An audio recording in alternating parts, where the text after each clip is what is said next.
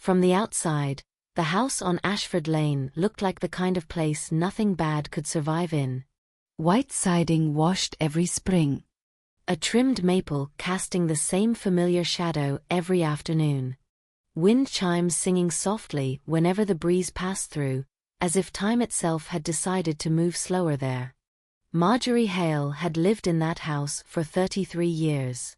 She knew every creak in the floorboards, every stubborn cabinet hinge, every spot where the sunlight hit the wall just before sunset. She also knew her husband, Elliot, or at least she believed she did.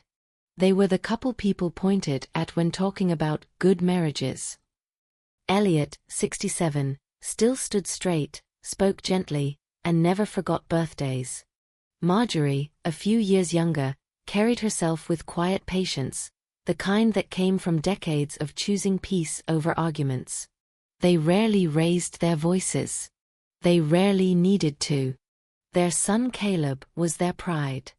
A successful project manager in Colorado, always moving between job sites, rarely home for long. He had married Nora, a soft-spoken woman with careful smiles and a habit of apologizing even when she did nothing wrong. Nora lived only a few blocks away, close enough to visit, far enough to keep independence. For years, Marjorie believed she was living the reward phase of life. The busy years were over. The chaos had passed. What remained was calm. Predictable. Safe. Then the calm started changing shape. It began so quietly that she almost missed it. Elliot started leaving the house in the early afternoons, not rushed, not secretive, just frequent. He always had a reason. A loose shelf at Caleb's place. A flickering porch light. A window that didn't feel right. At first, Marjorie felt grateful. She told herself she was lucky to have a husband who still cared, still wanted to be useful, still showed up for family. But patterns have a way of announcing themselves when you stop making excuses for them. Elliot began dressing differently before those visits. Not nicer exactly, just deliberate. A clean shirt instead of the one he'd been wearing all day. A careful splash of cologne he hadn't touched in years. Sometimes he checked his reflection in the hallway mirror, adjusting his collar with an attention that felt out of place for someone going to tighten a screw. He came home lighter, almost humming. His steps had more energy than when he left. Meanwhile, at home, he had grown distant, distracted, irritable over small things. Marjorie noticed everything. She just didn't want to believe any of it. One afternoon, rain fell hard enough to blur the street. Elliot still reached for his jacket. "Windows sticking again over there," he said casually. "Don, T want Nora getting spooked tonight." Marjorie nodded, but something twisted quietly in her chest. She watched him walk down the driveway, shoulders squared, moving faster than necessary. Only after the door closed did the question surface fully formed, sharp and impossible to ignore. Why does a man need cologne to fix a window? That night, Marjorie lay awake beside Elliot, listening to his breathing, counting the years they had shared. She remembered pregnancies, illnesses, funerals, laughter, sacrifices no one ever applauded. She remembered choosing him every day. And for the first time in decades, she wondered if she was the only one still choosing. The house that waited. The next morning arrived without answers. Marjorie moved through the kitchen slowly, hands working out of habit rather than thought. The kettle boiled. The toast burned. Elliot spoke little, sipping coffee while scanning the paper, his voice casual when he mentioned Caleb would be out of town again for nearly 2 weeks. "I'll stop by their place later," he added, not looking up. "Just to keep an eye on things." Marjorie nodded, the way she always did. But something had shifted overnight. The unease from the rain-soaked evening before had not faded with daylight. It had sharpened. When Elliot left that afternoon, Marjorie waited. She counted his footsteps down the porch steps. She listened to the car door close. She waited until the engine noise disappeared around the corner. Then she did something she had never done in her life. She put on her coat and followed. The sky was low and gray, the kind that pressed down on rooftops and shoulders alike. She kept her distance, heart thudding louder with every step. Elliot walked confidently, turning down streets without hesitation, as if he knew exactly where he was going and exactly who would be waiting. When he reached Caleb's house, he didn't knock. He simply opened the front door and stepped inside. That alone made Marjorie stop breathing. She stood across the street, half hidden behind a broad oak tree, rain misting her hair. The house looked ordinary. Curtains drawn. Lights off. Too quiet for someone supposedly fixing things. Minutes passed. Then more. No hammering. No doors opening. No movement at all. Silence wrapped itself around her like a warning. Against every instinct screaming at her to turn back, Marjorie crossed the street. Her shoes sounded too loud on the wet concrete. The front gate wasn't latched. The door, when she touched it, drifted inward with almost no resistance. Inside, the air felt wrong. Warm. Heavy. As if the house was holding its breath. Marjorie stepped in slowly. Her heart pounded so hard she feared it might give her away. The living room was dim, curtains drawn tight. Everything was neat. Untouched. There was no sign of repairs, no tools, no reason for Elliot to be there. Then she heard it. Laughter. Soft. Intimate. It drifted from down the hallway, from the bedroom Caleb and Nora shared. Marjorie's legs trembled as she moved forward. Each step felt like crossing a line she could never uncross. She reached the door. It was slightly open. What she saw inside did not register all at once. Her mind rejected it, tried to reassemble the shapes into something reasonable. Something survivable. But there was no misunderstanding. Elliot. Nora. The bed. The closeness that had no excuse. Time fractured. Marjorie felt sound leave her body before she realized she had tried to scream. The room spun. Faces turned toward her in horror. A blanket moved. Words formed but meant nothing. She turned and ran. Out of the house. Down the steps. Into the street. Rain mixed with tears, she did not remember crying. She did not stop until her lungs burned and the world narrowed into a single need, away. Behind her, a life collapsed without making a sound. Words that couldn't repair what was broken. Marjorie didn't remember how she got home. She remembered the door. She remembered locking it. She remembered sliding down against the wall until the floor caught her weight. Everything else arrived in fragments, rain on her sleeves, the taste of metal in her mouth, the sound of her own breathing coming too fast, too shallow, as if her body no longer trusted air. She stayed there for a long time. Long enough for daylight to fade completely. Long enough for the house to feel unfamiliar, as though it belonged to someone else now. When Elliot finally returned, his footsteps hesitated at the door. He knocked once. Then again. His voice followed, low and strained, calling her name like it was something fragile. Marjorie, please. Just open the door. She didn't answer. He kept talking anyway. Confessions spill easier when the listener is silent. He admitted it had started slowly. He blamed loneliness. Opportunity. Weakness. He said words like mistake and confusion, and it didn't mean anything. He said her name over and over, as if repetition could stitch something back together. At some point, he slid down outside the bedroom door, just as she had inside it. His voice cracked. He cried. He begged. He promised it was over, that it would never happen again, that he would do anything to erase it. Marjorie stared at the wall. She thought about the years. About mornings made of shared silence. About illnesses she had nursed him through.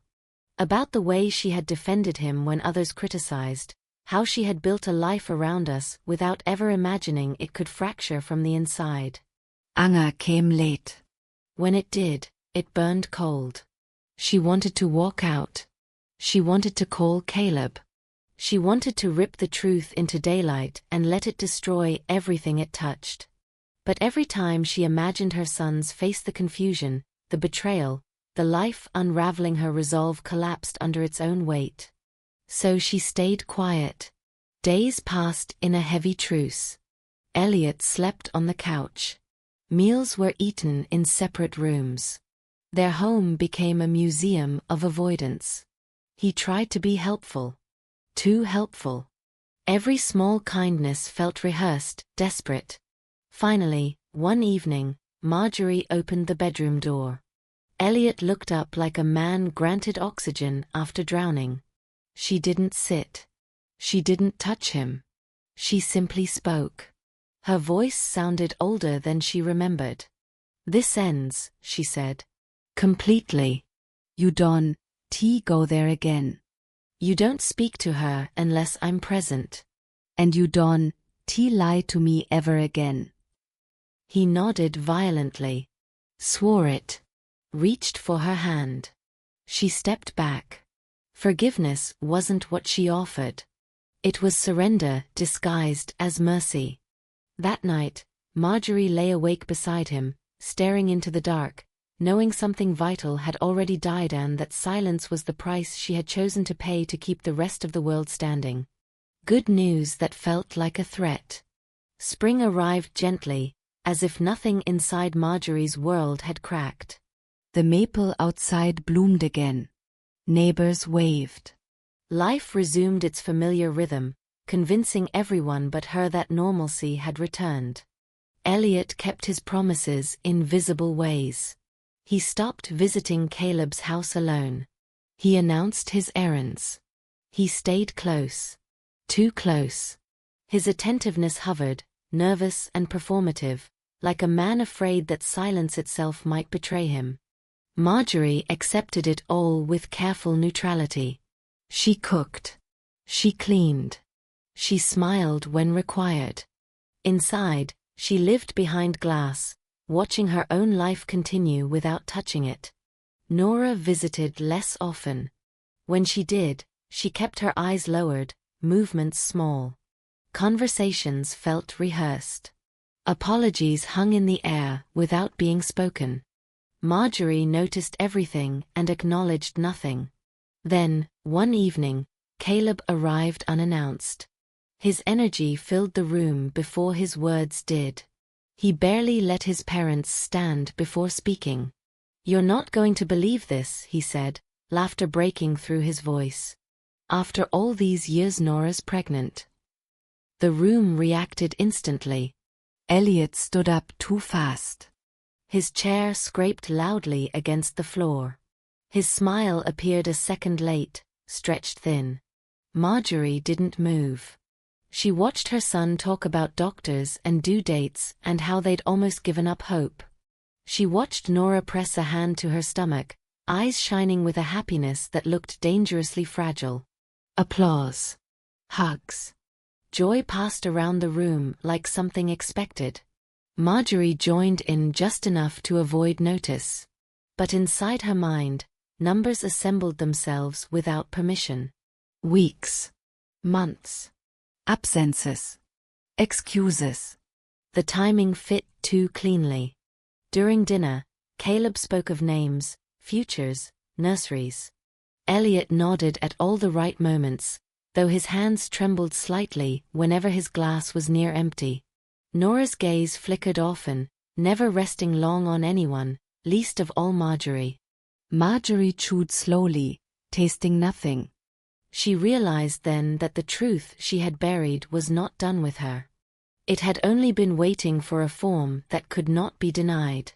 When the evening ended and the door finally closed, Marjorie stood alone in the quiet kitchen, hands resting on the counter, listening to the hum of the refrigerator. A child was coming. And with it, consequences she could no longer contain.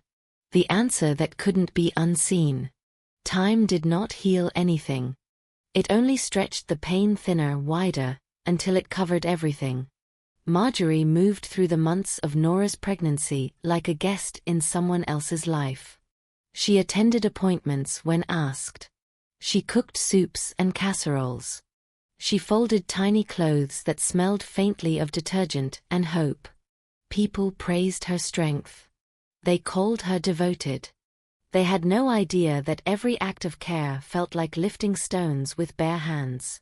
The baby arrived on a clear morning, cries sharp and insistent, filling the hospital room with life. Caleb wept openly, overwhelmed, shaking as he held his son.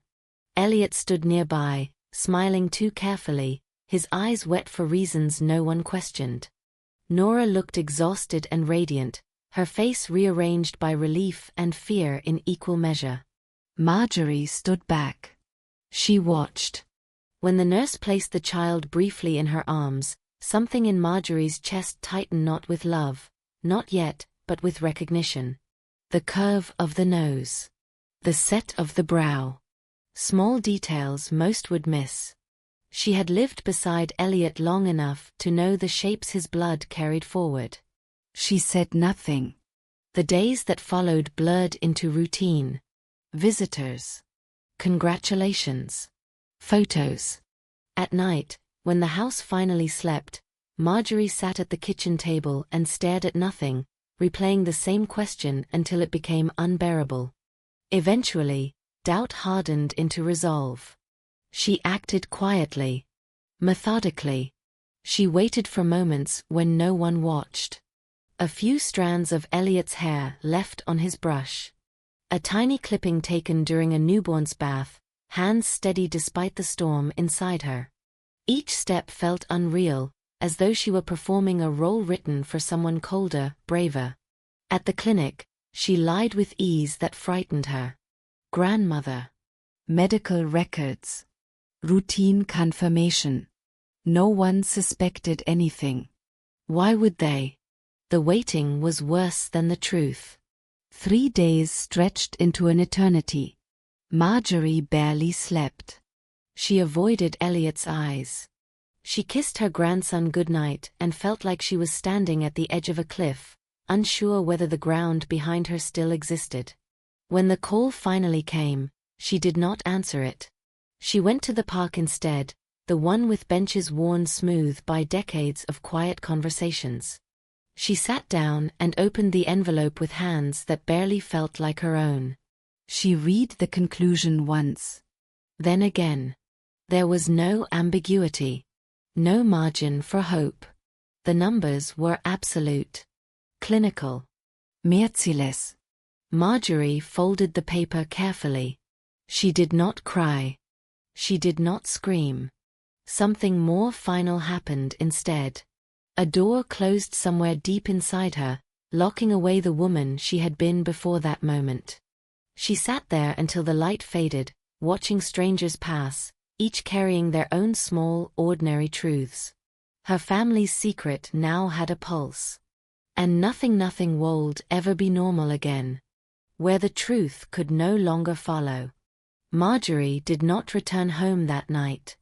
She walked until sidewalks blurred into one long ribbon of concrete and light. Stores closed. Traffic thinned.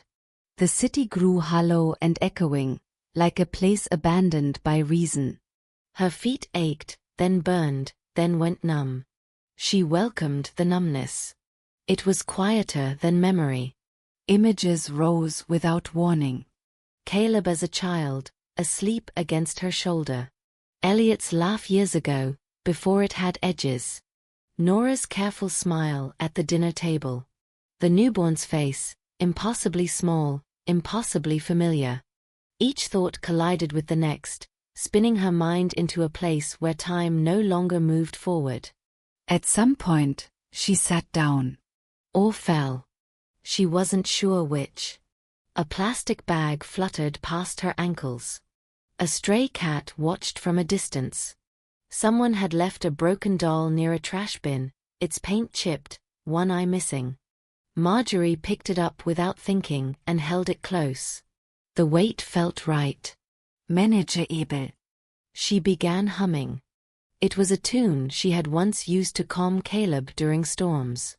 The words slipped away, leaving only sound. Passers-by slowed, then hurried on. To them, she was just another lost figure swallowed by the night. 2 days later, a call came to Caleb from a stranger who had seen a missing person notice. He found his mother near an old bus stop, hair uncombed, clothes damp, rocking gently with the doll pressed to her chest.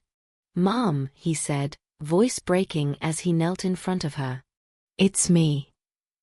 Marjorie looked at him with polite curiosity, as though he were someone she might have known once. She smiled softly and whispered for him to be quiet. The baby was sleeping. Caleb held her and cried without understanding why the world had done this to them. He took her home. Doctors spoke gently. Diagnoses were offered. Explanations tried and failed. Marjorie no longer asked questions. In the place her mind had gone, questions had no power. There were lullabies instead. There was peace in not knowing names, dates, or consequences. The truth still existed. It just couldn't reach her anymore.